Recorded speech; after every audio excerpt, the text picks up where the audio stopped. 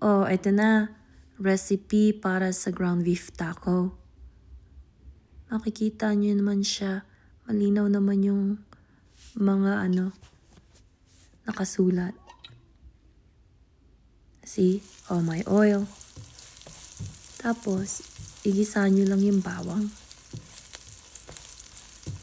Pagkatapos ng bawang, ang sunod. Siyempre, sibuyas. Oh, di ba? Tapos, gisa-gisa lang.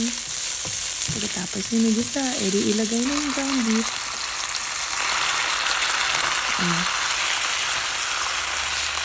Haluin ng konti.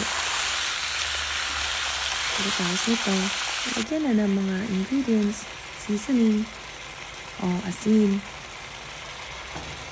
Pagkatapos ng asin, ito na, sunod, ground pepper. Maglagay kayo, hindi ako nag-measure. Tapos ito, Cajun. Ano lang siya? Ini-estimate ko lang siya. Pahala na, ina-eyeball ko lang. Tapos itong sunod, cumin.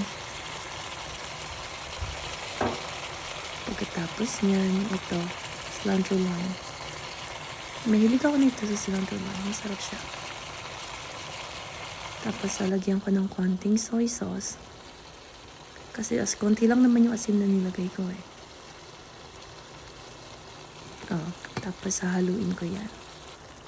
Tapos maglalagay ako ng bay leaf. Tapos, ng paprika nakalimutan ko siya kanina. So lalagay ko siya. Mahilig din ako sa paprika or sa cayenne pepper pag meat, sa ground meat. Tapos, squeeze ng lime. Half ng lime to Yan yung niya, quarter ng lime ng half ng lime. Tapos another one.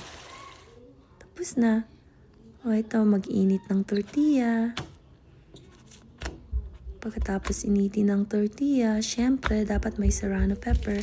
Mas hilig namin serrano pepper kaysa sa jalapeno kasi mas maanghang serrano pepper. Tapos na. Ilalagay ko na yung meat sa taco. So, ito yung kinalabasan.